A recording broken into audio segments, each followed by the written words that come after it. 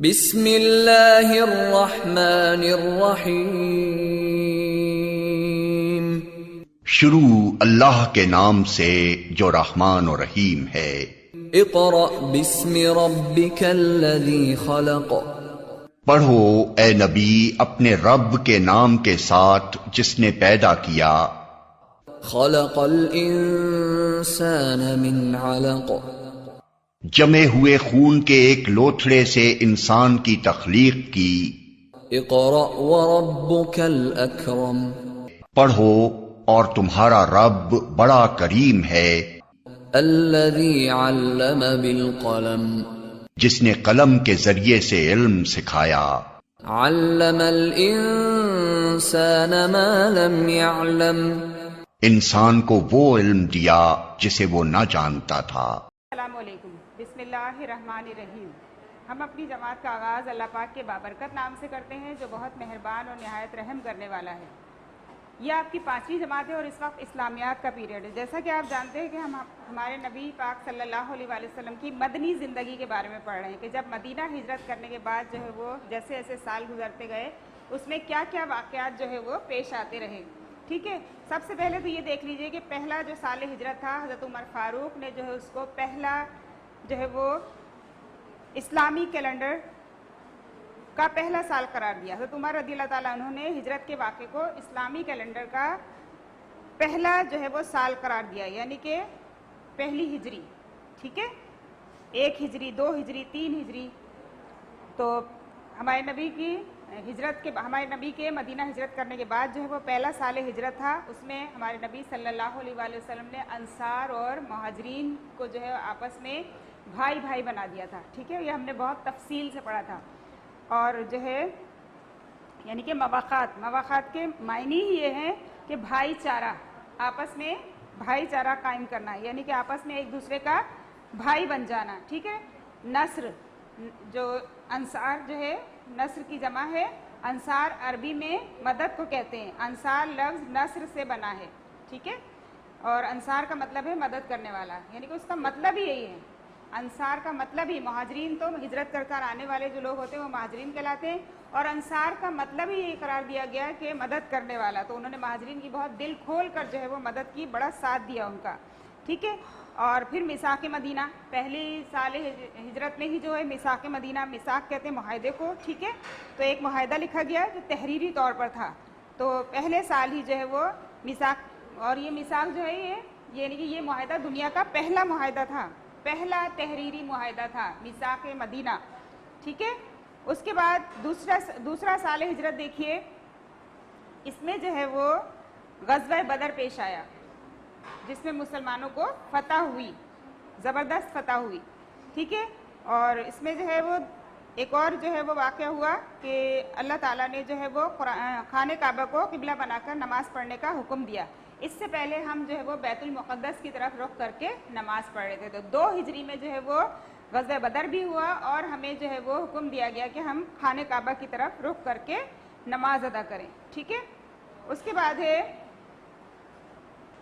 اچھا غزوہ بدر کی اہمیت تو دیکھیے کہ آپ صلی اللہ علیہ وسلم نے فرمایا اللہ تعالیٰ نے غزوہ بدر میں حصہ لینے والے تمام صحابہ کرام کی تمام خطائیں معاف کر دی۔ ٹھیک ہے، اللہ پاک نے جو ہے ان کو معاف کر دیا جن صحابیوں نے حصہ لیا۔ ٹھیک ہے، اچھا تیسرا، اس کے بعد جو ہے یہودیوں کی مقدس زبان عبرانی اور مقدس کتاب توریت ہے۔ آپ کو پتہ ہے کہ انہوں نے جو ہے وہ 15 دن میں جو ہے وہ عبرانی زبان سیکھ لی تھی۔ ٹھیک ہے نا، اب دیکھیے تیسرا سال ہجرت، اس میں غزوہ احد کا معرکہ پیش آیا۔ ظاہر ہے وہ جب غزوہ بدر ہار گئے تھے تو ان کے دل میں تو ایک لاوا پک رہا تھا، وہ تو چاہتے تھے کہ کسی طرح سے ہم جو ہے وہ انتقام لیں، اس کا بدلہ لیں، اس ہار کا بدلہ لیں۔ ٹھیک ہے، تو تیسرے ہی سال جو ہے وہ یعنی کہ نیکسٹ ایئر ہی غزوہ بدر 2 ہجری میں ہوا اور غزوہ احد 3 ہجری میں ہوا، یعنی کہ 1 سال کے بعد ہی جو ہے انہوں نے غزوہ احد پیش آ گیا، یعنی کہ انہوں نے اپنی انتقامی کارروائی جو ہے وہ شروع کر دی تھی۔ تو غزوہ احد جو ہے آپ پڑھ چکے ہیں بہت تفصیل سے۔ جیتی ہوئی جنگ مسلمان ہار گئے تھے، وہ اس وجہ سے کہ جو ہے انہوں نے جو ہے اپنے مورچے جو ہے وہ چھوڑ دیے تھے، وہ سمجھے کہ دشمن بھاگ گئے ہیں، جنگ ختم ہو گئی ہے، وہ مال غنیمت یعنی کہ سمیٹنے کے لیے جو ہے وہ انہوں نے اپنے اپنے مورچے چھوڑ دیے تھے اور اس میں ہمیں بہت نقصان ہوا، یعنی کہ صحابہ جو ہے وہ کافی صحابہ شہید ہوئے اس میں، لیکن اللہ پاک نے پھر ایک تسلی دی مسلمانوں کو کہ ظاہر ہے ان سب کو شہادت کا رتبہ بھی ملنا تھا، ایمان کو کامل کرنا تھا سب کے، ٹھیک ہے نا. تو یہ سب چیزیں جو تھی اللہ پاک نے جو ہے ان کو ہمت دی، تسلی دی. جنگ کی شدت میں صبر کرنے کا مظاہرہ کرنا، یعنی کہ جنگ کی شدت کتنی بھی ہو لیکن صبر کا مظاہرہ کریں. کچھ لوگوں کو شہادت کا مرتبہ دینا تھا اللہ پاک نے، ٹھیک ہے. ایمان والوں کو ان کے گناہوں سے پاک کرنا تھا، یعنی کہ جن کے ایمان کامل تھے ان کو جو ہے ان کے دلوں کو گناہوں سے پاک کرنا تھا یعنی کہ ان کی معافی ہونی تھی، بخشش ہونی تھی. اور کافروں کو وقتی طور پر جو ہے یہ فتح حاصل ہوئی اور کامیابی دے کر جو ہے فتح دینے کے بعد، کامیابی دینے کے بعد جو ہے وہ ان کے غرور میں اضافہ کیا اللہ پاک نے، اور یہی غرور جو ہے ان کی تباہی کا سبب بنا، ٹھیک ہے نا. تو یہ سب وجوہات تھیں. اچھا اب ہم دیکھتے ہیں چوتھا سال ہجرت. اس میں جو ہے وہ بنو نزیر کی بدعہدی اور جلا وطنی، اور اس میں ایک اہم جو ہے وہ بات جو ہے یہ ہے کہ 4 ہجری میں آپ صلی اللہ علیہ وآلہ وسلم کے دوسرے پیارے نواسے حضرت حسین رضی اللہ تعالیٰ عنہ پیدا ہوئے، یعنی کہ 3 ہجری میں حضرت حسن رضی اللہ تعالیٰ عنہ پیدا ہوئے، اور دوسرے پیارے نواسے 4 ہجری میں جو ہے وہ حضرت حسین رضی اللہ تعالیٰ عنہ پیدا ہوئے. تو یہ چوتھے سال میں یہ ایک بہت بڑی خوشخبری تھی، بہت بڑی ہمارے نبی کے لیے خوشی کی بات تھی، ٹھیک ہے، کیونکہ ہمارے نبی دونوں نواسوں کو بہت چاہتے تھے. اچھا یہ بنو نزیر کی بدعہدی اور جلا وطنی اس سال ہوئی. اچھا اسی سال آپ صلی اللہ علیہ وسلم نے حضرت زید بن ثابت رضی اللہ تعالیٰ عنہ کو عبرانی زبان سیکھنے کا حکم دیا، کیونکہ آپ صلی اللہ علیہ وسلم کو یہودیوں پر بھروسہ نہ تھا. چنانچہ حضرت زید بن ثابت رضی اللہ تعالیٰ عنہ نے 15 دن میں عبرانی زبان سیکھ لی. حضرت زید نے جو ہے وہ 15 دن میں جو ہے وہ عبرانی زبان سیکھ لی تھی، کیونکہ وہاں کے لوگ جو بولا کرتے تھے وہ آپ کی سمجھ میں نہیں آتا تھا، اس لیے ہمارے نبی نے حکم دیا کہ یہ زبان سیکھ لو تاکہ ہمیں پتہ چلے کہ وہ کیا کر رہے ہیں. اس کے بعد ہے 5واں سال ہجرت. غزوہ احزاب پیش آ گیا اس میں، ٹھیک ہے. اچھا غزوہ احزاب کو ایک اور نام سے یاد کیا جاتا ہے، غزوہ خندق. یہ پہلی بار ایسا ہوا تھا کہ جو ہے وہ اس غزوہ میں خندق کھودی گئی تھی. یہ رواج پہلے نہیں تھا، ایسے کبھی بھی نہیں ہوا کہ کبھی کسی غزوہ میں جو ہے وہ خندق کھودی گئی ہو، ٹھیک ہے. تو یہ حضرت سلمان فارسی رضی اللہ تعالیٰ عنہ کی مشورے پر جو ہے، رائے پر جو ہے خندق کھودی گئی اور بڑی کامیابی حاصل ہوئی، ٹھیک ہے. اس کے بعد ہے 6واں سال ہجرت. اس میں صلح حدیبیہ پیش آیا. صلح حدیبیہ، صلح تو ظاہر ہے صلح آپس میں جو ہے وہ کر لینا، آپس میں اپنے تعلقات صحیح کر لینا، جو بھی رنجشیں ہیں وہ ختم کر دینا.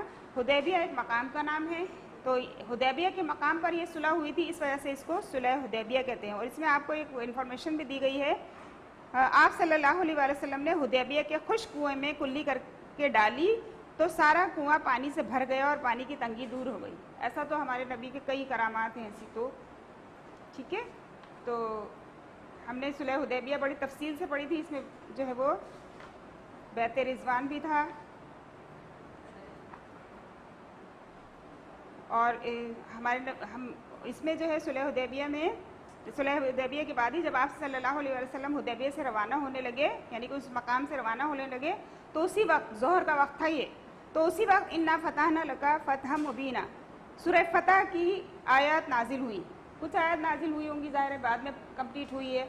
تو یہ آیات نازل ہو گئی جس میں اللہ تعالیٰ نے فتح کی خوشخبری دی تھی، اور اس وحی کے نازل ہونے پر صحابہ کرام رضی اللہ تعالیٰ عنہم مطمئن ہو گئے کہ صلح حدیبیہ کی شرائط مفید ثابت ہوں گی. ظاہر اللہ پاک کی طرف سے اشارہ آ گیا، اللہ پاک نے آیتیں نازل کر دی، تو یہ تو مطمئن ہونا ہی تھا.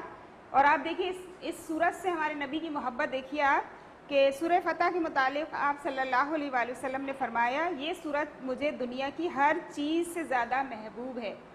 تو ہمیں بھی اس چیز کو جو ہے وہ اپنانا چاہیے، ہمیں بھی اس صورت کو جو ہے وہ پڑھتے رہنا چاہیے. یہ صورت ظہر کے وقت ہمارے نبی صلی اللہ علیہ وآلہ وسلم پر نازل ہوئی تھی، تو ہمیں بھی چاہیے کہ ہم ظہر کے وقت، ظہر کی نماز کے بعد جو ہے وہ اس صورت کو پڑھیں، کیونکہ ہمارے نبی نے اس صورت کو دنیا کی ہر چیز سے زیادہ محبوب قرار دیا ہے.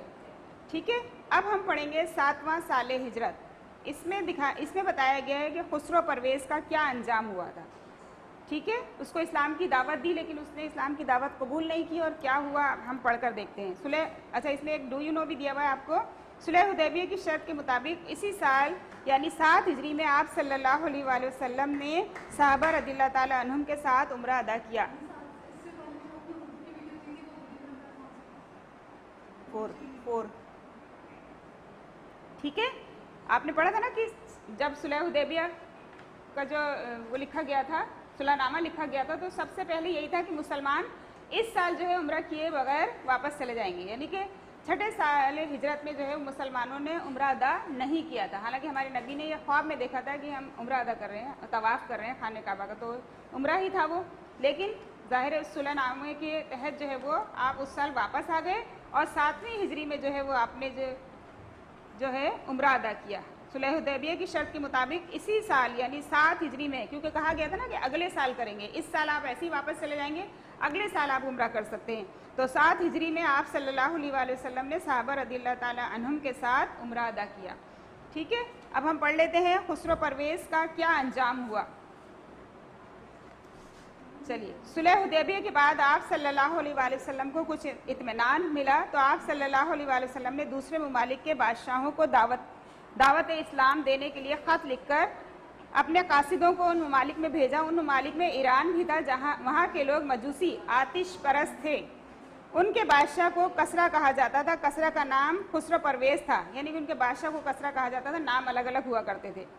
آپ صلی اللہ علیہ وآلہ وسلم نے حضرت عبداللہ رضی اللہ تعالی عنہ بن خزافہ سہمی کے ذریعے خسرو پرویز کو خط بھیجا, جس میں آپ صلی اللہ علیہ وآلہ وسلم نے خسرو پرویز کو اسلام کی دعوت دی. آپ صلی اللہ علیہ وآلہ وسلم کا یہ خط پڑھ کر خسرو پرویز آگ بگولا ہو گیا. ظاہر ہے وہ تو اسلام کا دشمن تھا, کیونکہ ایران کے طریقے کے مطابق خط کے اوپر پہلے بادشاہ کا نام لکھا جاتا تھا, یعنی کہ بادشاہ کا نام لکھ کر وہ اسٹارٹ کرتے تھے. ہم تو اللہ پاک کا نام لکھ کر اسٹارٹ کرتے ہیں, لیکن وہ بادشاہ کا نام لکھ کر اسٹارٹ کرتے تھے. تو اسے بڑا غصہ آیا اس بات پر, لیکن آپ صلی اللہ علیہ وآلہ وسلم نے اللہ اور پھر محمد صلی اللہ علیہ وآلہ وسلم لکھا تھا. یعنی کہ ایک طرف اللہ لکھا ہوگا اور دوسری طرف محمد صلی اللہ علیہ وآلہ وسلم لکھا ہوگا ہمارے نبی نے. خسرو پرویز نے غرور میں آ کر آپ صلی اللہ علیہ وآلہ وسلم کا خط ٹکڑے ٹکڑے کر دیا. ساتھ ہی اس نے اپنے یمن کے گورنر بازان کو حکم دیا کہ کسی کو بھیج کر اس نئے نبی کو پکڑ کر میرے پاس لایا جائے. لہٰذا بازان نے 2 افراد مدینہ روانہ کر دیے. یہ آپ دیکھ رہے ہیں خسرو پرویز کے محل کہ جو رہ گئے ہیں, ظاہر کھنڈرات بن گئے ہوں گے تو اب بالکل, لیکن کچھ جو باقی رہ گیا وہ دکھایا ہے انہوں نے کہ یہ خسرو پرویز کے محل ہیں. اچھا, ادھر عبداللہ رضی اللہ تعالیٰ عنہ بھی بن خزافہ سہمی نے واپس آ کر آپ صلی اللہ علیہ وآلہ وسلم کو سارا واقعہ بتایا. آپ صلی اللہ علیہ وآلہ وسلم نے سن کر فرمایا اللہ اس کی سلطنت کو ٹکڑے ٹکڑے کر دے. آپ صلی اللہ علیہ وآلہ وسلم کا فرمان بالکل سچ ثابت ہوا. 10 جمادی الاول 7 ہجری کی رات کو پرویز کے بیٹے شیرویہ نے اسے قتل کر دیا. یہ خبر آپ صلی اللہ علیہ وآلہ وسلم کو وحی کے ذریعے مل گئی تھی, یعنی کہ پہلے سے آپ جانتے تھے کہ یہ ایسا ہوگا. کچھ دن بعد بازان کے بھیجے ہوئے آدمی آپ صلی اللہ علیہ وآلہ وسلم کے پاس پہنچ گئے اور کہا کہ ہمارے بادشاہ کسرا نے تمہیں بلایا ہے, اگر حکم نہ مانا تو وہ تمہارے ملک کو برباد کر دے گا. اچھا, انہیں پتہ ہی نہیں کہ پیچھے جو ہے بادشاہ کا جو ہے وہ قتل ہو چکا ہے. ٹھیک ہے, آ کر ہمارے نبی کو خبر دے رہے ہیں. آپ صلی اللہ علیہ وآلہ وسلم نے فرمایا بازان کو یہ خبر پہنچا دو کہ اس کے رب کو میرے رب اللہ تعالیٰ نے قتل کر دیا ہے. اچھا, اور اب اسلام کی حکومت ایران تک پہنچے گی. اب ماشاءاللہ ایران جو ہے وہ اس کا مذہب, وہاں کے لوگوں کا مذہب اسلام ہے. ٹھیک ہے, ماشاءاللہ یہاں پر بھی جو ہے وہ مسلمان آباد ہیں. دونوں واپس پہنچے تو دیکھا کہ خسرو پرویز قتل ہو چکا تھا. بازان اس واقعے کے بعد مسلمان ہو گیا, یعنی کہ اس قدر اس پہ ہیبت طاری ہوئی کہ وہ مسلمان ہو گیا. 7 ہجری میں خیبر کے مقام پر غزوہ خیبر پیش آیا. اس کی تفصیل آپ آگے پڑھیں گے, آگے کلاسز میں پڑھیں گے. غزوہ خیبر آپ کے اس میں شامل نہیں ہے کانٹینٹ میں. اچھا, اب ہم دیکھتے ہیں, یہ دیکھا آپ نے خسرو پرویز کا کیا انجام ہوا. ہمارے نبی کو کچھ نہیں کرنا پڑا, اللہ پاک کی طرف سے جو ہے اس کا حشر ہوا. اس کے بعد ہے 8واں سال ہجرت, اس میں مکہ فتح ہوا, فتح مکہ.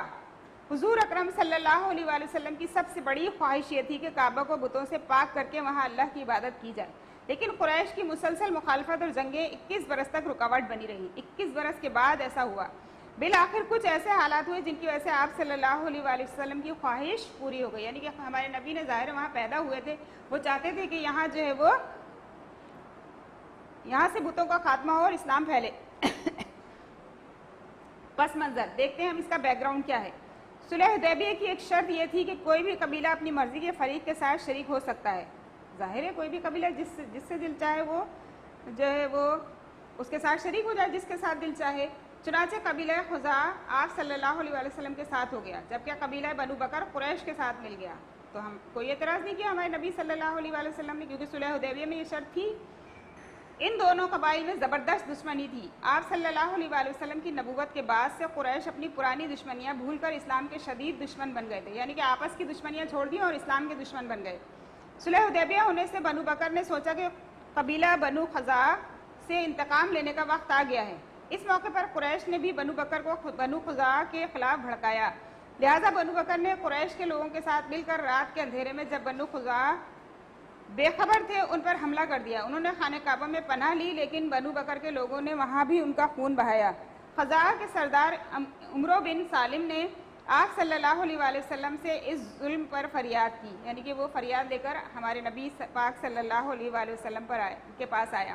یہ تو ظلم ہی تھا نا کہ سوتے ہوئے لوگوں کو جو ہے وہ قتل کر دیا. آپ صلی اللہ علیہ وآلہ وسلم کو سخت رنج ہوا اور فرمایا اے عمرو تمہاری مدد کی جائے گی. آپ صلی اللہ، کیونکہ ہمارے نبی تو تفریق نہیں کرتے تھے، کوئی مسلم ہو غیر مسلم ہو سب کا ساتھ دیتے تھے، ٹھیک ہے نا، اگر حق پہ ہو تو. آپ صلی اللہ علیہ وآلہ وسلم نے قریش کے پاس قاصد بھیجا اور 3 شرطیں پیش کی کہ ان میں سے کوئی ایک منظور کی جائے. پہلی شرط کیا تھی؟ دستور کے مطابق مقتولین کا خون بہا دیا جائے، ٹھیک ہے. دوسری شرط قریش بنو بکر کی حمایت سے الگ ہو جائیں، یعنی کہ دونوں جو ایک ساتھ ہو گئے تھے ان کو الگ الگ کرنے کو کہا گیا. تیسری شرط یہ تھی کہ اعلان کیا جائے کہ حدیبیہ کا معاہدہ ٹوٹ گیا ہے. ظاہر ہے جب خلاف ورزی کی تو ٹوٹ ہی گیا نا وہ تو. اچھا، قریش نے تیسری شرط منظور کر لی، مگر قاصد کے جانے کے بعد شرمندہ ہو کر اپنا قاصد بھیجا، لیکن کوئی فائدہ نہ ہوا. قریش کے معاہدہ توڑنے پر آپ صلی اللہ علیہ وآلہ وسلم نے مسلمانوں کو خفیہ طور پر جہاد کی تیاری کا حکم دیا. ظاہر ہے جب معاہدہ ختم ہو گیا تو یہی ہونا تھا، جنگی صورتحال تھی. پھر تو آپ صلی اللہ علیہ وآلہ وسلم اور مسلمانوں کی مکہ روانگی، یہ دیکھ رہے ہیں آپ، وہ بھی بنا ہوا ہے، گراف بھی دیا ہوا ہے انہوں نے. مسلمان لشکر کے مختلف دستے، حجون، مکہ مکرمہ، مروہ، صفا. آپ صلی اللہ علیہ وآلہ وسلم کا گھر اچھا صفا سے بہت قریب تھا. حضرت خدیجہ رضی اللہ تعالی عنہا کی قبر، ٹھیک ہے، یہ سب آپ کو دکھایا گیا. آپ صلی اللہ علیہ وسلم کی مسلمان لشکر کے ساتھ مکہ میں شاندار آمد کی منظر کشی. اچھا، 10 رمضان المبارک 8 ہجری کو 10,000 مسلمانوں کا لشکر آپ صلی اللہ علیہ وآلہ وسلم کی قیادت میں مکہ معظمہ کی طرف روانہ ہو گیا. راستے میں مختلف قبائل آ کر ساتھ ملتے رہے، یعنی کہ بڑھتا گیا یہ لشکر. وادی فاطمہ پہنچ کر آپ صلی اللہ علیہ وآلہ وسلم نے پڑاؤ کا حکم دیا. اہل مکہ کو خبر ہوئی تو تحقیق کے لیے ابو سفیان کو بھیجا. وہ گرفتار ہو گئے، مگر آپ صلی اللہ علیہ وآلہ وسلم نے انہیں معاف کر دیا اور انہوں نے اسلام قبول کر لیا. مسلمانوں کا لشکر سمندر کی موجوں کی طرح جوش مار رہا تھا. اس عظیم الشان لشکر اور اس کے ساز و سامان کو دیکھ کر کفار کی آنکھیں کھلی کی کھلی رہ گئیں. مگر مکہ پہنچ کر آپ صلی اللہ علیہ وآلہ وسلم نے علم کو حجون کے مقام پر نصب کروایا اور اعلان کیا کہ آج ہر شخص امان میں ہے، یعنی کہ کوئی کسی سے بدلہ نہیں لے رہا ہے یہاں پر. نمبر 1 ہتھیار ڈال دے. نمبر 2 ابو سفیان کے گھر پناہ لے. نمبر 3 اپنے گھر کا دروازہ بند کر لے. نمبر 4 خانہ کعبہ میں داخل ہو جائے. آپ صلی اللہ علیہ وآلہ وسلم اسلامی لشکر کے ساتھ خانہ کعبہ میں داخل ہوئے. کعبہ جو حضرت ابراہیم علیہ السلام کی یادگار تھا، اس کے اندر 360 بت رکھے تھے. آپ صلی اللہ علیہ وآلہ وسلم ایک بت کو لکڑی سے گراتے جاتے اور قرآنی آیت دہراتے جاتے تھے. یہ دیکھیں بنی اسرائیل کی ہے، آیت نمبر 81، سورہ بنی اسرائیل. حق آ گیا اور باطل مٹ گیا، بے شک باطل تو ہے ہی مٹنے کے لیے. ظاہر ہے جھوٹ تو کبھی بھی نہیں قائم رہ سکتا، غلط تو غلط ہی ہوتا ہے ہمیشہ. حضرت عثمان رضی اللہ تعالیٰ عنہ بن طلحہ کا خاندان قدیم عرصے سے خانہ کعبہ کا نگران تھا، یعنی کہ اس کی نگرانی حفاظت کرتا تھا. آپ صلی اللہ علیہ وآلہ وسلم نے ان سے کعبہ کی چابی لی، پھر کعبہ کھلوا کر اندر داخل ہوئے اور اندر رکھے ہوئے بت باہر پھینکوائے. دیواروں پر سجی تصویریں صاف کروائیں اور حضرت بلال رضی اللہ تعالیٰ عنہ، حضرت طلحہ رضی اللہ تعالیٰ عنہ اور حضرت اسامہ رضی اللہ تعالیٰ عنہ کے ساتھ اندر داخل ہو کر تکبیریں کہیں، اللہ اکبر اللہ اکبر، یعنی کہ اللہ سب سے بڑا ہے. درگزر کی ایک عظیم مثال. جب آپ صلی اللہ علیہ وآلہ وسلم کعبہ کے دروازے سے باہر آئے تو مسجد کے صحن میں لوگوں کا مجمع موجود تھا، یعنی کہ لوگ جمع ہوئے تھے.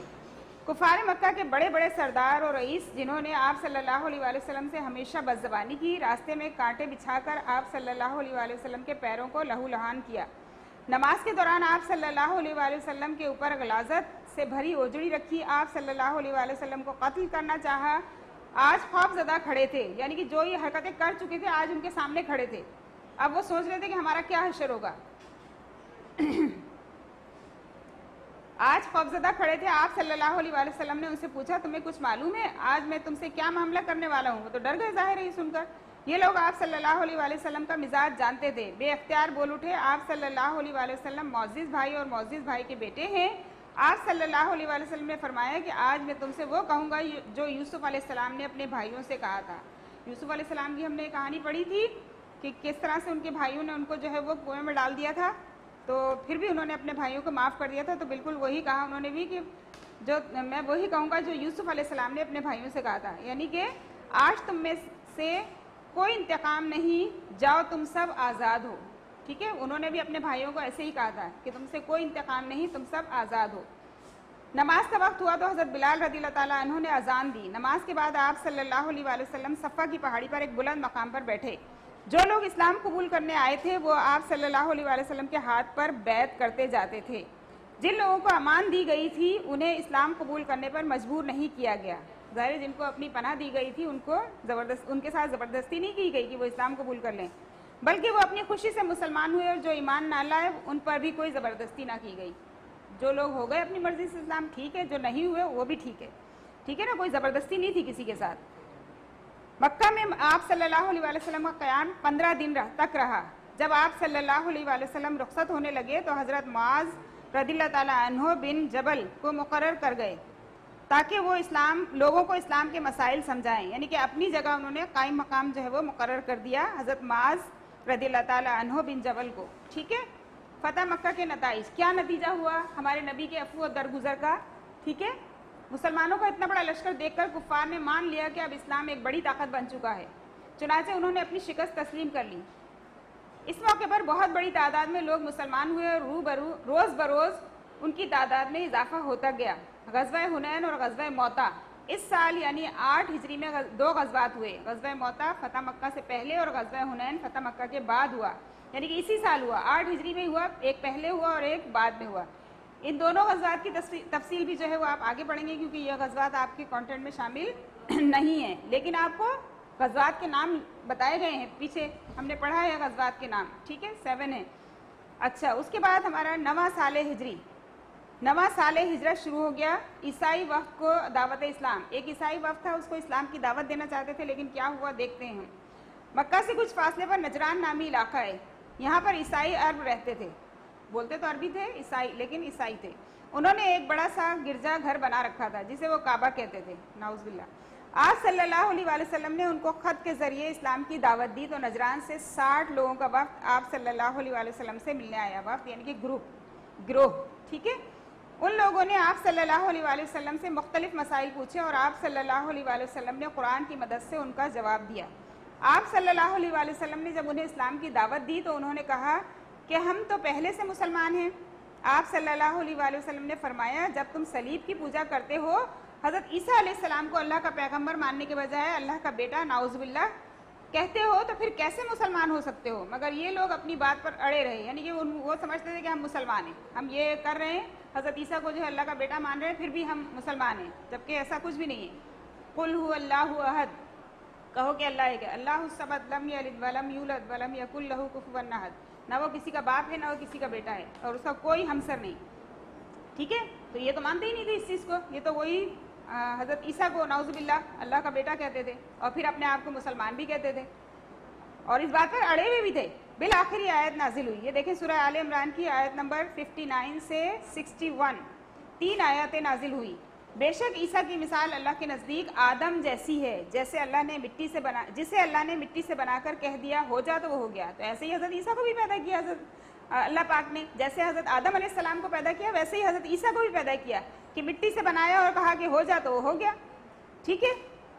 آپ کے رب کی طرف سے حق یہی ہے، بس آپ شک کرنے والوں میں سے نہ ہوں۔ پھر اے محمد صلی اللہ علیہ وآلہ وسلم، اس علم کے آ جانے کے بعد جو کوئی جھگڑا کرتا ہے تو آپ کہہ دیں کہ آؤ تم اور ہم خود بھی آ جائیں اور اپنے گھر والوں کو بھی لے آئیں، پھر ہم اللہ سے دعا کریں اور جھوٹوں پر اللہ کی نالت کریں.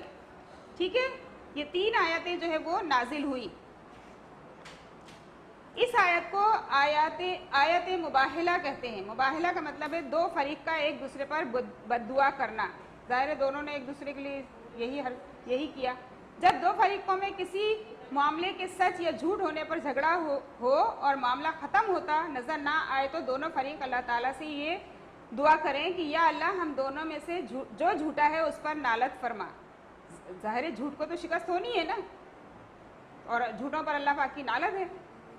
اچھا، اس کے بعد چنانچہ آپ صلی اللہ علیہ وآلہ وسلم نے عیسائیوں کو مباہلہ کی دعوت دی. حضرت فاطمہ رضی اللہ تعالیٰ عنہا، حضرت حسن رضی اللہ تعالیٰ عنہ اور حضرت حسین رضی اللہ تعالیٰ عنہ کو اپنے ساتھ لیا اور عیسائیوں سے کہا تم لوگ بھی اپنے گھر والوں کو لے آؤ.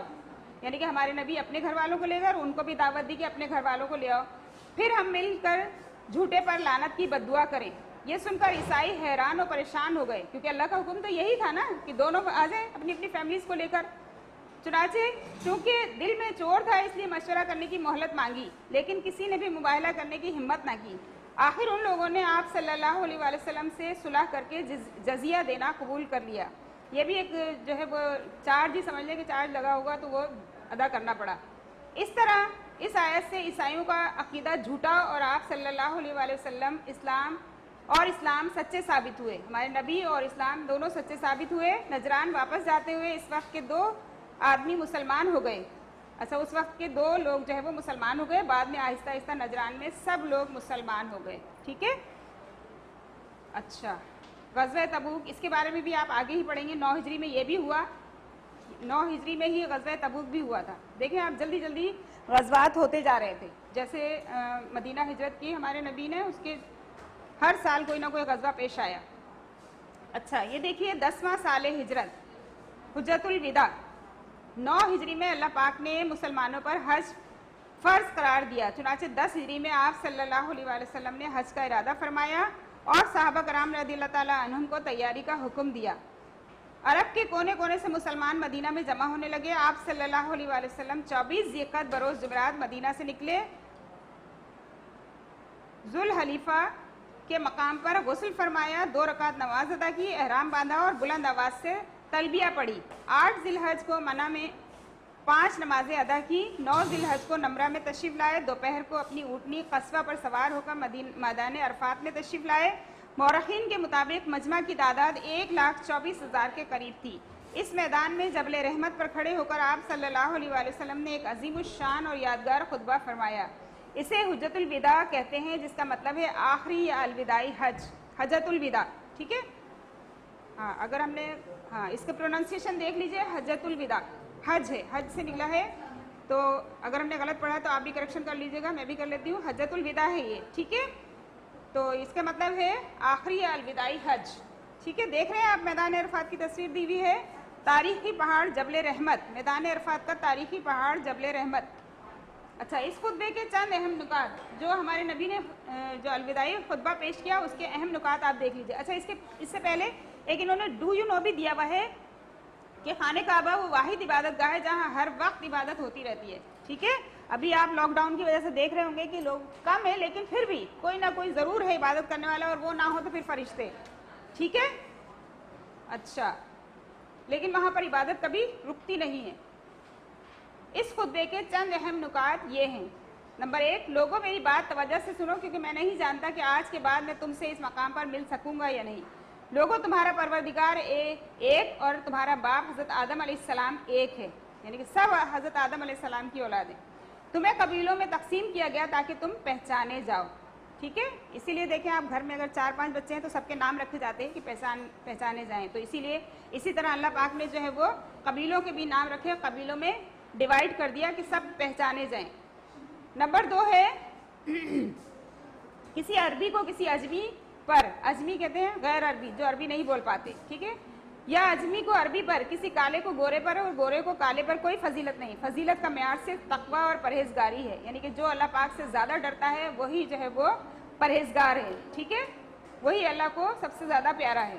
نمبر 3 ہے ہر مسلمان دوسرے مسلمان کا بھائی ہے. نمبر 4 ہے لوگوں تمہارا خون مال اور عزت ایک دوسرے پر حرام ہے. ظاہر ہے. نمبر 5 ہے اپنے غلاموں کا خیال رکھو, جو خود کھاؤ وہی انہیں کھلاؤ, جو خود پہنو وہی انہیں پہناؤ, اور عورتوں کے بارے میں اللہ سے ڈرو. یعنی کہ عورتوں کے معاملے میں جو ہے وہ نرمی سے پیش آنے کے لیے کہا گیا, اللہ سے ڈرنے کو کہا گیا ہے کہ ایسا نہ ہو کہ ان کے ساتھ کوئی بدسلوکی ہو جائے. نمبر 6 ہے مسلمانوں تم پر سود حرام کیا گیا ہے. جاہلیت کے تمام سود میں مٹاتا ہوں اور سب سے پہلے اپنے چچا عباس کے تمام سود ختم کرتا ہوں. وہ سود کا جو ہے وہ کرتے ہوں گے, سودی نظام فالو کرتے ہوں گے وہ, تو سب سے پہلے جو ہے ان کے سارے جو ہے وہ جو بھی اکاؤنٹس وغیرہ ہوں گے وہ سب ختم کر دیے گئے تھے. ٹھیک ہے. نمبر 7 ہے میں تم میں 2 چیزیں چھوڑے جا رہا ہوں, قرآن مجید اور میری سنت. ہمیں اسی کو فالو کرنا ہے. اب کتاب ہدایت ہمارے لیے صرف قرآن مجید ہی ہے, اب کوئی کتاب نہ آئے گی, ٹھیک ہے, اور نہ ہم پیچھے جا سکتے ہیں. اب صرف جو ہے ہمارے پاس قرآن مجید ہے اور ہمارے نبی پاک صلی اللہ علیہ وآلہ وسلم کی سنت, یعنی کہ جو ہمارے نبی نے کیا وہی ہمیں بھی کرنا ہے, اور جو قرآن مجید میں موجود ہے ہمیں اسی کو فالو کرنا ہے, کیونکہ وہی ہماری کتاب رہنمائی ہے. اگر ان کو مضبوطی سے پکڑے رہو گے تو تم کبھی گمراہ نہ ہوگے. ظاہر ہے جب شریعت پر چلیں گے تو کیسے گمراہ ہوں گے, لیکن اگر بھٹکیں گے ادھر ادھر تو ظاہر ہے گمراہی ہے پھر تو. اچھا. نمبر 8 ہے لوگوں میرے بعد نہ کوئی پیغمبر ہے نہ کوئی نئی امت. یہ تو ہم آخری امت ہے اور آخری ہی پیغمبر کی امت ہیں. ہمارے آخری نبی حضرت محمد صلی اللہ علیہ وآلہ وسلم. اللہ کی عبادت کرنا, 5 نمازیں ادا کرنا, رمضان کے روزے رکھنا, خوش دلی سے زکوٰۃ ادا کرنا, حج کرنا, یہ 5 ارکان ہمیں بتا دیے گئے ہیں کہ یہ کرنا ہے ہمیں, اور اپنے امیر کی اطاعت کرنا. یہ امیر کی اطاعت پر تاکید کس وجہ سے کی گئی ہے؟ غزوہ احد کی وجہ سے. غزوہ احد میں جو ہو گیا تھا اس کی وجہ سے اپنے امیر کی اطاعت کرنے کو کہا گیا ہے. ایسا کرو گے تو جنت میں داخل ہو جاؤ گے. ٹھیک ہے. ان تمام چیزوں پر آپ عمل کریں گے. 5 تو ارکان ہیں اور ایک امیر کی اطاعت کرنے کو کہا گیا ہے کہ جو بھی آپ کا حاکم ہے اس کی آپ کو اطاعت کرنا ہے. اس نے جو کہہ دیا, جہاں آپ کو کھڑا کر دیا, جس پوزیشن پہ آپ کو رکھا آپ وہیں رہیں گے. ٹھیک ہے. اس کو فالو کریں گے. ایسا کرو گے تو جنت میں داخل ہو جاؤ گے. ان میں سے بعض امور کی آپ صلی اللہ علیہ وآلہ وسلم نے وضاحت بھی فرمائی, بعض کو کئی بار دہرایا, یعنی کہ ان پوائنٹس کو کئی بار بھی دہرایا آپ نے تاکہ لوگوں کو حفظ ہو جائے, اچھی طرح سمجھ میں آ جائے. خطبے کے اختتام پر آپ صلی اللہ علیہ وآلہ وسلم نے پوچھا, جب تم سے میرے بارے میں پوچھا جائے گا تو کیا جواب دو گے؟ لوگوں نے بلند آواز سے کہا, ہم گواہی دیں گے کہ آپ صلی اللہ علیہ وآلہ وسلم نے اللہ تعالیٰ کا پیغام ہم تک پہنچا دیا اور اپنا فرض ادا کر دیا. جو اللہ پاک نے ہمارے نبی کو احکام دیے تھے کہ یہ جا کر آپ کو دنیا میں لوگوں کے اسلام پھیلانا ہے اور مسلمانوں کو بتانا ہے, تو وہ لوگوں نے گواہی دی کہ آپ نے جو ہے اپنا فرض جو ہے وہ ادا کر دیا ہے, اس میں کوئی رد و بدل نہیں ہوا. ٹھیک ہے. آپ صلی اللہ علیہ وآلہ وسلم نے شہادت کی انگلی اٹھا کر آسمان کی طرف دیکھا اور 3 مرتبہ فرمایا, اے اللہ گواہ رہنا, اے اللہ گواہ رہنا, اے اللہ گواہ رہنا. پھر لوگوں سے فرمایا کہ جو لوگ اس وقت یہاں موجود ہیں وہ یہ سب کچھ انہیں سنا دیں جو یہاں موجود نہیں. اس موقع پر وہ آیت نازل ہوئی جس میں دین کے مکمل ہونے کی شہادت دی گئی. اللہ تعالیٰ نے فرمایا, آج کے دن میں نے تمہارے لیے تمہارا دین مکمل کر دیا اور تم پر اپنی نعمت پوری کر دی اور اسلام کو تمہارے لیے دین کے طور پر پسند کر لیا. سورہ مائدہ کی آیت نمبر 3. ٹھیک ہے. اس میں اللہ تعالیٰ خود فرما رہا ہے کہ آج کے دن میں نے تمہارے لیے تمہارا دین مکمل کر دیا. ہمارے نبی نے ساری باتیں ہمیں بتا دی, دین مکمل ہو گیا ہمارا وہاں کہ ہمیں کس چیز کو جو ہے وہ فالو کرنا ہے. ایک تو ہے قرآن مجید اور دوسرا ہمارے نبی کی سنت, یعنی کہ ہمارے نبی نے جو ہمیں کر کے دکھایا وہ ہمیں انہی چیزوں پر ہمیں عمل کرنا ہے. ٹھیک ہے. اچھا, ایک کوشچن کیا ہے, انہوں نے سوچے اور بتائیں, آپ صلی اللہ علیہ وآلہ وسلم نے اپنی زندگی میں کتنے حج کیے؟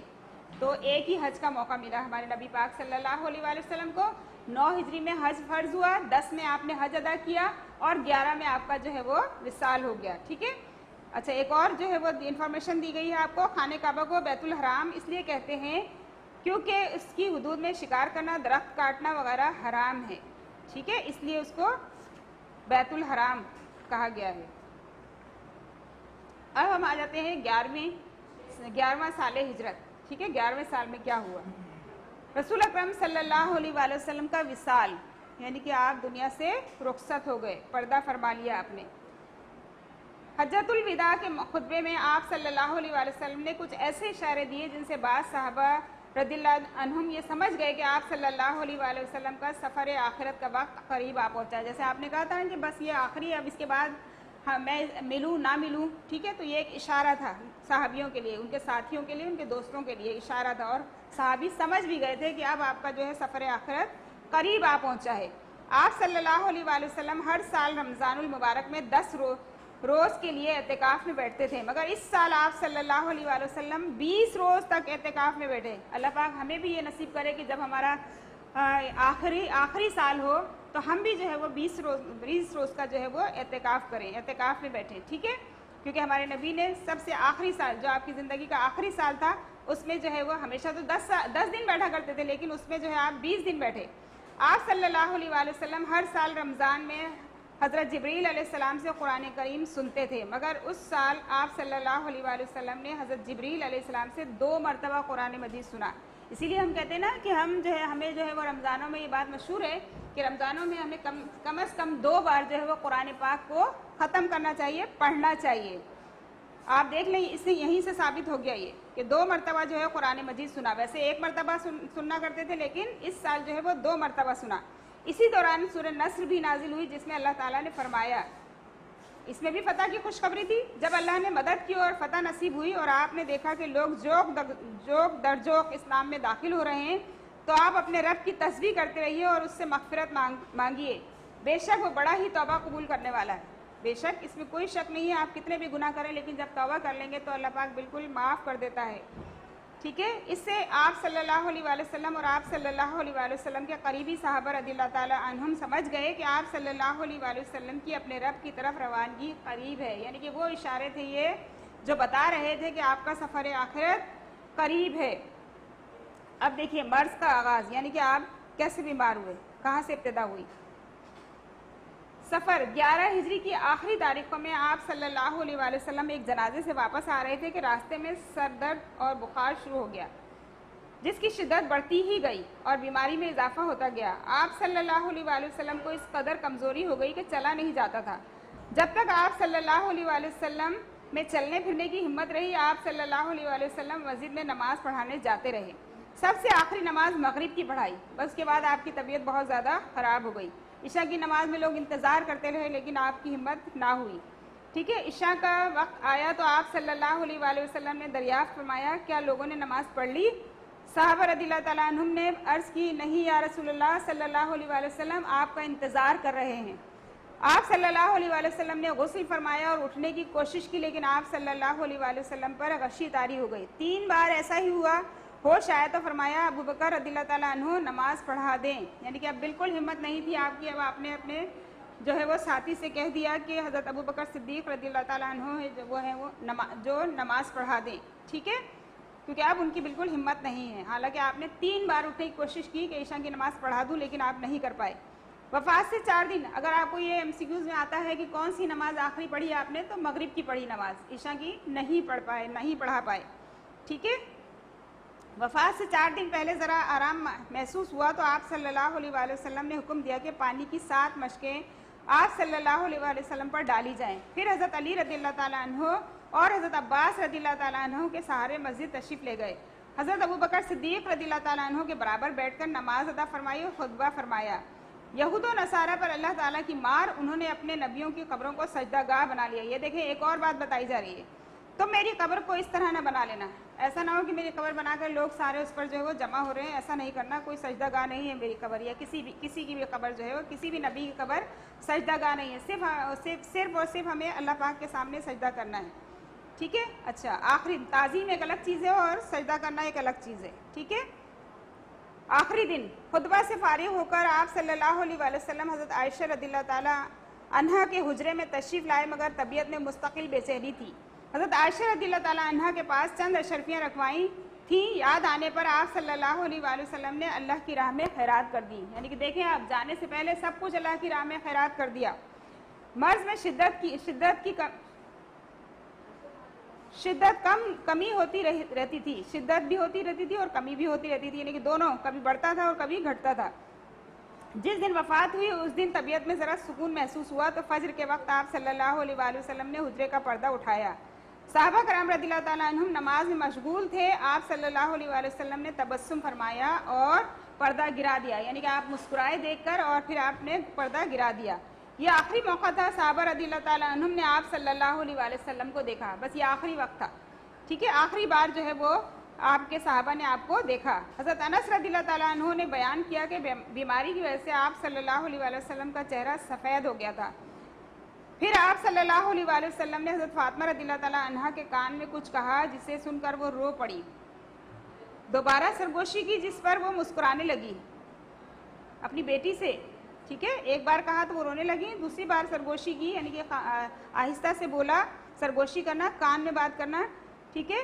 حضرت عائشہ رضی اللہ تعالیٰ عنہ کے پوچھنے پر انہوں نے بتایا کہ پہلے آپ صلی اللہ علیہ وآلہ وسلم نے فرمایا کہ میں اس بیماری میں وفات پا جاؤں گا, یعنی کہ آپ کو پتہ تھی یہ بات کہ جو ہے آپ اس بیماری میں اب اس دنیا میں نہیں رہیں گے, پردہ فرما جائیں گے. یہ سن کر میں رونے لگی.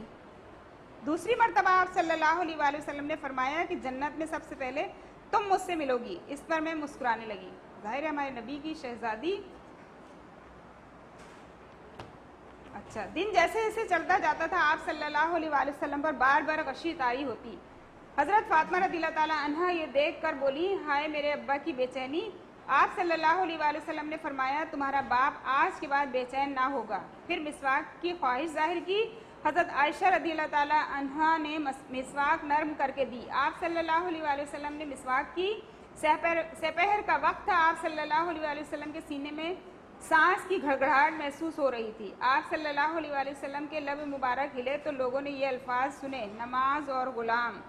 آپ صلی اللہ علیہ وآلہ وسلم کے قریب پانی کا برتن تھا. آپ دیکھیں نماز کی اہمیت, کہ دم نکل رہا ہے لیکن نماز جو ہے وہ حکم دیا اور خود بھی نمازیں پڑھی, ٹھیک ہے. یہ آپ دیکھیے ہمارے نبی کے نواسے شہید ہوئے, شہادت ہو رہی ہے, پتہ ہے کہ نماز سجدے میں جائیں گے تو شہید ہو جائیں گے, لیکن پھر بھی جو ہے وہ نماز نہیں چھوڑی.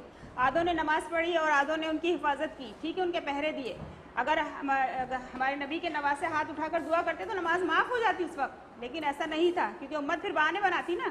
اس لیے نماز کی تاکید آپ دیکھیے کہ ہمارے نبی کیا فرما رہے ہیں کہ بالکل بولا نہیں جا رہا, پھر بھی کہہ رہے ہیں کہ نماز اور غلام, یعنی کہ نماز کو پکڑ کے رکھو اور غلاموں کے ساتھ اچھا برتاؤ کرو, ٹھیک ہے. نماز آپ نے کسی حال میں بھی نہیں چھوڑنا ہے. آپ صلی اللہ علیہ وآلہ وسلم کے قریب پانی کا برتن تھا. اس میں ہاتھ ڈبو کر چہرہ مبارک پر بار بار پھیرتے, پھر ہاتھ اٹھا کر انگلی سے اشارہ کیا اور 3 بار فرمایا, اے اللہ, اے رفیق اعلیٰ. اور اسی کے ساتھ آپ صلی اللہ علیہ وآلہ وسلم خالق حقیقی سے جا ملے. انا للہ و انا الیہ راجعون. یہ 12 ربیع الاول 11 ہجری کا دن تھا. اس وقت آپ صلی اللہ علیہ وآلہ وسلم کی عمر مبارک 63 برس تھی, 63 ایئرس. آپ صلی اللہ علیہ وآلہ وسلم کے وصال کی خبر سن کر حضرت عمر رضی اللہ تعالیٰ عنہ کو یقین آیا اور تلوار نکال کر بولے کہ جس نے یہ کہا کہ محمد صلی اللہ علیہ وآلہ وسلم کا وصال ہو گیا ہے, میں اس کی گردن اڑا دوں گا. ظاہر برداشت کے قابل نہیں تھی یہ بات. اس موقع پر حضرت ابوبکر صدیق رضی اللہ تعالیٰ عنہ نے انہیں سمجھاتے ہوئے یہ آیت دہرائی, یعنی کہ انہیں تسلی دینا تو انہیں اس چیز سے روکنا تو تھا نا. وہ بالکل غصے میں, جذبات میں جو ہے وہ حضرت عثمان کنٹرول نہیں کر پا رہے تھے. یہ جو یعنی خبر تھی یہ بالکل ان سے برداشت نہیں ہو پا رہی تھی. وہ تو سوچ رہے تھے ہم بالکل اکیلے ہو گئے, اب جو ہے وہ اسلام کا کیا ہوگا, مسلمانوں کا کیا ہوگا, ٹھیک ہے. لیکن حضرت ابوبکر صدیق نے انہیں تسلی دی اور یہ آیت دہرائی, محمد صلی اللہ علیہ وآلہ وسلم تو اللہ کے رسول ہیں, ان سے پہلے بہت سے رسول گزر چکے ہیں, تو کیا اگر وہ انتقال کر جائیں یا شہید کر دیے جائیں تم الٹے پاؤں پھر جاؤ گے, یعنی کہ اسلام چھوڑ دو گے. تو پھر ان کی سمجھ میں آ گئی بات. یہ سورہ آل عمران کی آیت نمبر 144 ہے, یہ پڑھیے گا اس کو تفصیل سے, آپ کو ساری بات سمجھ میں آ جائے گی, ٹھیک ہے. پھر جو ہے حضرت عثمان کو بھی سمجھ میں آ گئی یہ بات, اور حضرت ابوبکر صدیق کی کہ اس آیت کے دہرانے پر آپ نے جو ہے وہ اپنے غصے پر قابو کیا, شدت میں کمی آئی. یعنی آپ صلی اللہ علیہ وآلہ وسلم زندہ نہ رہے تو کیا تم اسلام چھوڑ کر واپس کافر بن جاؤ گے. یہ آیت سن کر حضرت عمر رضی اللہ تعالیٰ عنہ کو ایسا لگا کہ جیسے یہ آیت ابھی نازل ہوئی ہو. وہ فوراً سنبھل گئے اور تمام صحابہ کرام رضی اللہ تعالیٰ عنہ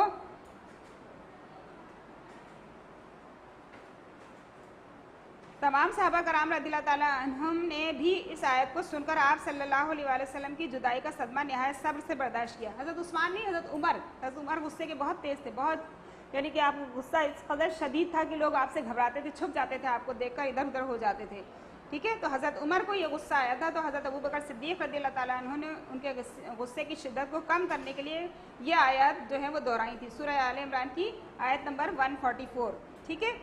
تو اور پھر آپ کو سمجھایا کہ کیا ایسا ہو جائے تو تم کیا اسلام چھوڑ دو گے, واپس کافر بن جاؤ گے. یہ آیت سن کر حضرت عمر کو ایسا لگا جیسے یہ آیت ابھی نازل ہوئی ہو، یعنی کہ وہ سنبھل گئے، کچھ وہ فوراً سنبھل گئے، اور تمام صحابہ کرام رضی اللہ تعالیٰ عنہم نے بھی اس آیت کو سن کر آپ صلی اللہ علیہ وآلہ وسلم کی جدائی کا صدمہ نہایت صبر سے برداشت کیا۔ آپ صلی اللہ علیہ وآلہ وسلم کے جسم مبارک کو حضرت علی رضی اللہ تعالیٰ عنہ، آپ صلی اللہ علیہ وآلہ وسلم کے چچا حضرت عباس رضی اللہ تعالیٰ عنہ، ان کے بیٹے حضرت فضل رضی اللہ تعالیٰ عنہ، حضرت اسامہ رضی اللہ تعالیٰ عنہ نے غسل دیا۔ حضرت طلحہ رضی اللہ تعالیٰ عنہ نے آپ صلی اللہ علیہ وآلہ وسلم کا بستر اٹھا کر اسی جگہ قبر مبارک بنائی۔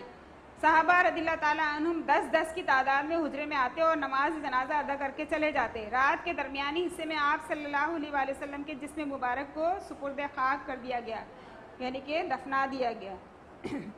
آپ صلی اللہ علیہ وآلہ وسلم کی نماز جنازہ آپ دیکھیں کتنے لوگوں نے پڑھی۔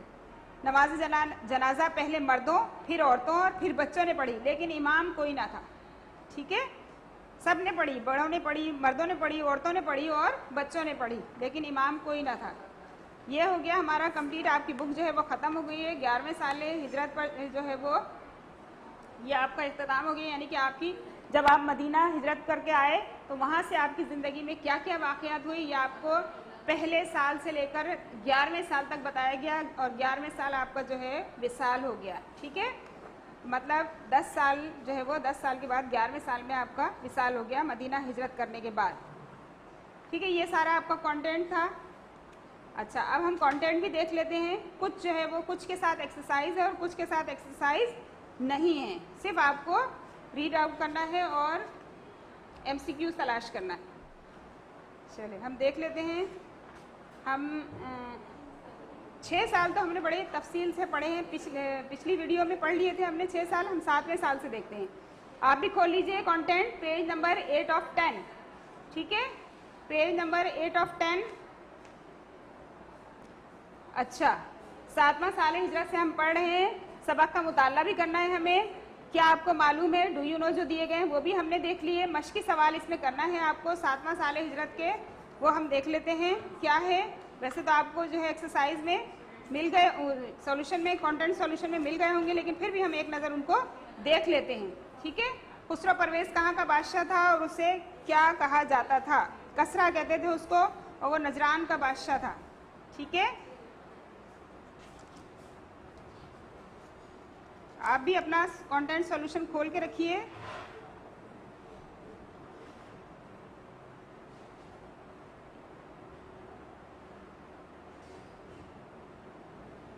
اچھا، ایران کا بادشاہ تھا، نجران کا، ایران کا بادشاہ تھا اور اسے کسرا کہا جاتا تھا، ٹھیک ہے؟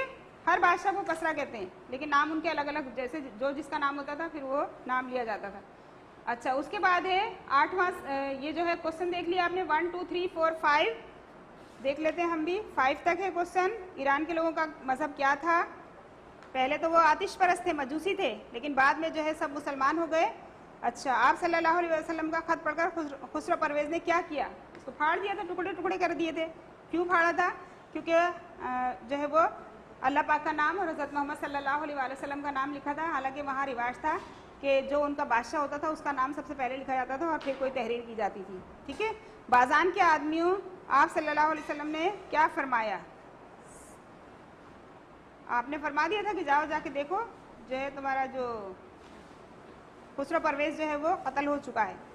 اس سے تو بس بھئی بازان کو جو ہے وہ بڑی ہیبت طاری ہوئی اور وہ مسلمان ہو گیا تھا۔ خسرو پرویز کے ساتھ کیا ہوا اور اس کے انجام کی خبر آپ صلی اللہ علیہ وآلہ وسلم کو کیسے ملی؟ یہ اللہ پاک کی طرف سے ملی تھی آپ کو، ٹھیک ہے نا؟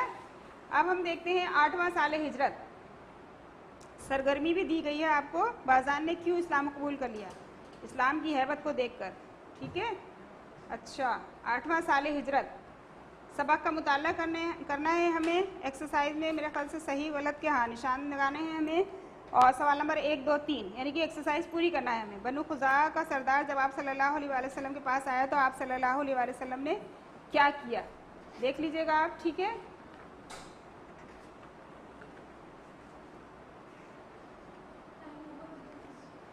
آپ نے بنو خزاعہ کی مدد کی اور قریش کے پاس قاصد بھیجا کہ ان تینوں میں سے کوئی ایک شرط منظور کی جائے۔ تینوں شرطیں لکھی ہوئی ہیں اس کے یہاں پر، دستور کے مطابق مقتولین جو قتل ہوئے ہیں ان کا خون بہا دیا جائے، قریش بنو بکر کی حمایت سے الگ ہو جائیں, اعلان کیا جائے کہ حدیبیہ کا معاہدہ ٹوٹ گیا ہے. تو انہوں نے تیسری شرط منظور کی تھی کہ صلح حدیبیہ کا معاہدہ ٹوٹ گیا ہے. ٹھیک ہے.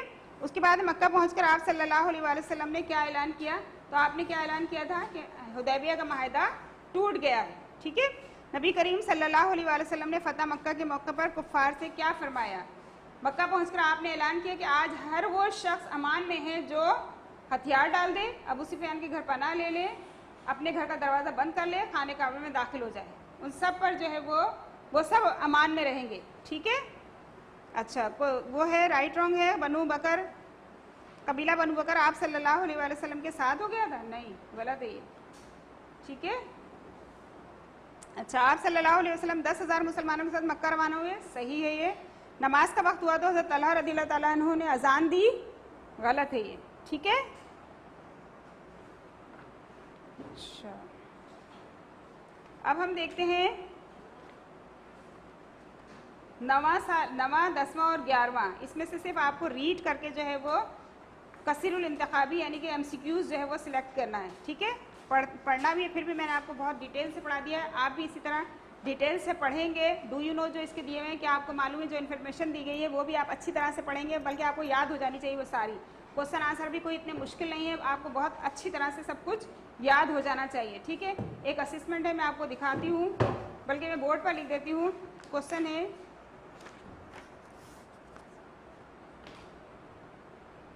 پہلے ہم نے جو ہے وہ عربی پورشن کر لیا تھا, وہ میں نے آپ کو اسسمنٹ کے لیے دیا تھا. وہ انڈرسٹوڈ چیزیں ہوتی ہیں, وہ آپ کو سب کچھ یاد ہونا چاہیے. ٹھیک ہے. جو آپ کی ٹیچر نے آپ کو کروایا ہے, سولوشن میں دیا ہے, وہ سب کچھ آپ کو عربی پورشن سے یاد ہونا چاہیے. اس کے بعد میں نے آپ کو شارٹ کوشچن دیے تھے کہ بالکل 1 ورڈ میں آنسر آ رہا تھا ان کا, کم سے کم 25-30 تو تھے, وہ آپ دیکھ لیجئے گا. اسسمنٹ میں نے دکھایا تھا آپ کو, اس کو آپ نے سالو کرنا تھا, اور امید ہے کہ کر لیا ہوگا آپ لوگوں نے.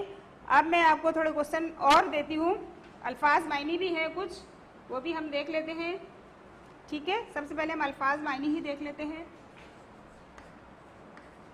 آپ کو کرنا ہے یہ لازمی. ٹھیک ہے.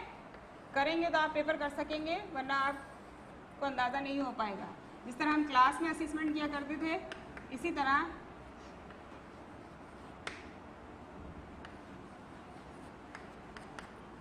اس ویڈیو میں بھی آپ کو اسسمنٹ دیا جا رہا ہے اور آپ سالو کر کے رکھیں گے. ٹھیک ہے.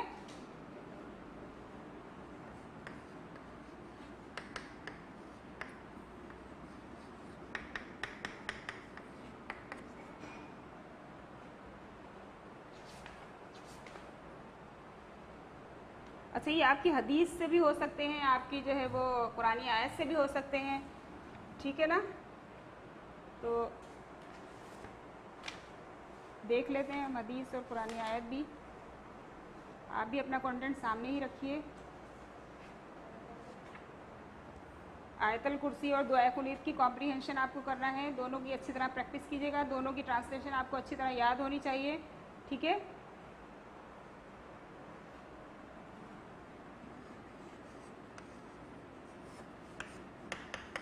قبلکم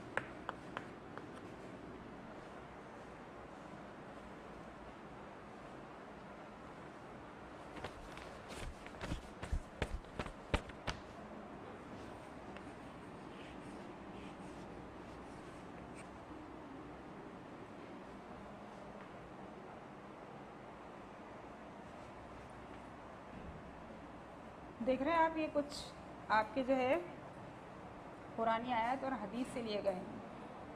الفاظ معنی اور بھی ہو سکتے ہیں, اچھی طرح سے دیکھ لیجیے گا. ٹھیک ہے. اس کے بعد جو ہے ہم کچھ کوشچن آنسر لکھیں گے.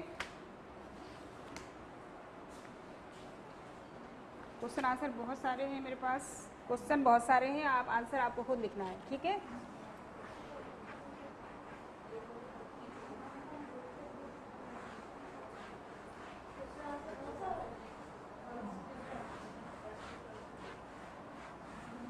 रीड करके मैंने निकाले हैं आपके लिए, ठीक है ना। आप, मैं सिर्फ क्वेश्चन लिख रही हूँ यहाँ पर, आप जो है वो नजर आएगा, नजर आएगा, चले और ऐड भी तो करना है ना इसमें, फिर तो चलो ठीक है। असेसमेंट नंबर 3, पहली मैंने आपको अरबी पोर्शन से दी थी असेसमेंट, अब दूसरी जो है वो शॉर्ट क्वेश्चन थे। अब ये देखिए इसमें मिले जुले क्वेश्चन है, शॉर्ट भी हैं और डिटेल में भी हैं, ठीक है। अच्छा, यहाँ मैंने क्वेश्चन दिया दर्जा दर्ज सवालात के मुख्तसर जवाबात लिखिए। अब मुख्तसर भी हो सकते हैं और तफसीली भी हो सकते हैं, ठीक है। अब आप लिखेंगे इसके आंसर। हिजरी कैलेंडर की इब्तिदा कब और किसने की, ये तो मैंने डू यू नो से लिया है, आप तमाम डू यू नो अच्छी तरह से याद करेंगे। उसके बाद है नंबर 2, मवाक़ात का क्या मतलब है। नंबर 3, नस्र अरबी में किसे कहते हैं, अंसार का क्या मतलब है। दर्ज झेल अल्फाज के मायने लिखिए, मैंने बोर्ड पर भी लिख दिए थे ये, ठीक है। अच्छा, उसके बाद है ग़ज़वे बदर में मुसलमानों की तादाद बताइए कितनी थी। आपके दंदान मुबारक कब शहीद हुए, यानी कि आप सल्लल्लाहु अलैहि वसल्लम, ठीक है। आपके दंदान मुबारक कब शहीद हुए, दंदान मुबारक मतलब दांत मुबारक। हिंदा ने किसका कलेजा चबा डाला, कौन सा कबीला आप सल्लल्लाहु अलैहि वसल्लम के साथ हो गया था। ईरान के बारे में मालूमात फराहम कीजिए, ईरान के बारे में कुछ दिए जाएंगे आपको कि ईरान की करेंसी क्या है, ईरान का मज़हब क्या है, ठीक है। इस तरह से जो है क्वेश्चन होगा उसमें और आप उसके बारे में मालूमात फराहम करेंगे, 1 वर्ड में ही देना है आपको। उसके बाद है हज़रत हमज़ा को किसने शहीद किया था। आप सल्लल्लाहु अलैहि वसल्लम ने बनु नुज़ैर की बदअहदी पर क्या फ़ैसला किया। उसके बाद है आप सल्लल्लाहु अलैहि वसल्लम ने किस हिजरी में उम्रा अदा किया, किस सने हिजरी में उम्रा अदा किया, ठीक है।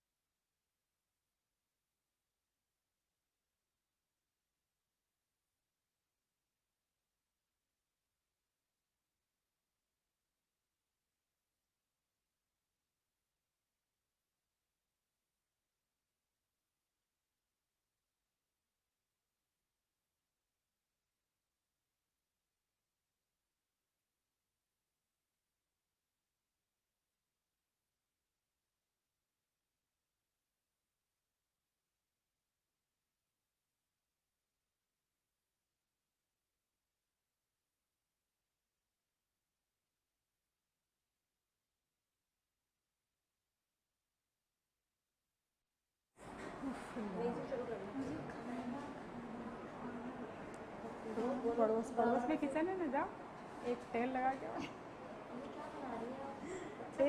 टेस्ट तो करवाएं, टेस्ट करवाएं, सब मुझे पकड़ लेंगे। चलो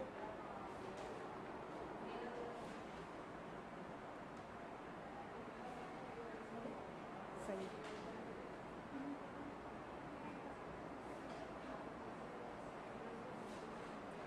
चलिए। उसके बाद है बाज़ान ने क्यों इस्लाम कबूल किया, बताया गया ना, ये तो हमने पढ़ा ना अभी तफसील से कि जो बाज़ान को भेजा था उसने, लेकिन उसे तो पीछे जो उसका खुसरो परवेज़ का कत्ल हो गया, लेकिन उसे पता ही नहीं कि हमारे नबी ने उसको खबर दी कि जाओ तुम्हारे जो है वो बादशाह का कत्ल हो गया है, तो उसको तो इस्लाम की ऐसी हैबत तारी हो गई कि उसने इस्लाम फ़ौरन कबूल कर लिया था।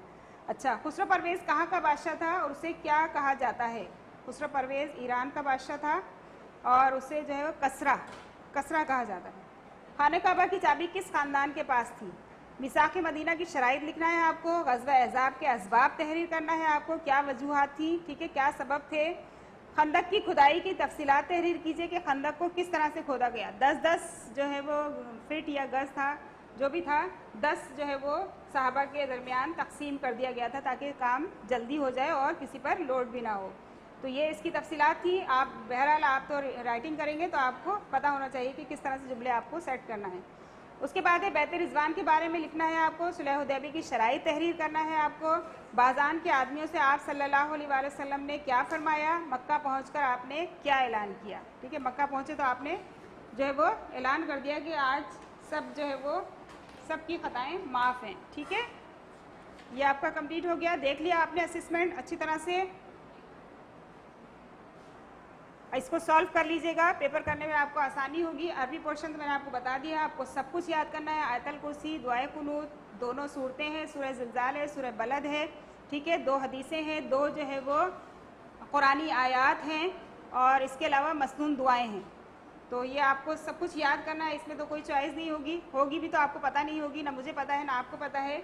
تو اس لیے آپ کو سب کچھ یاد کرنا ہے. جو چیزیں انڈرسٹوڈ ہوتی ہیں اس کو ہمیشہ اچھی طرح سے جو ہے وہ یاد کیجئے. ٹھیک ہے, چلیے آپ کا کمپلیٹ ہو گیا ہے. ہماری ایک ویڈیو رہ گئی تھی لیکن یہاں پر ہم نے 3 ویڈیو میں اس کو کور کر لیا ہے, اور آپ کو میں نے سارا جو ہے سب کچھ ڈیٹیل سے بتا دیا ہے, پیپر پیٹرن بھی بتا دیا ہے. اچھی طرح سے فالو کیجئے. نہیں سمجھ میں آ رہا, بار بار آپ تینوں ویڈیو دیکھیے, تینوں اسسمنٹ دیکھیے, اور پیپر کی اچھی طرح تیاری کیجئے. ٹھیک ہے, اللہ حافظ.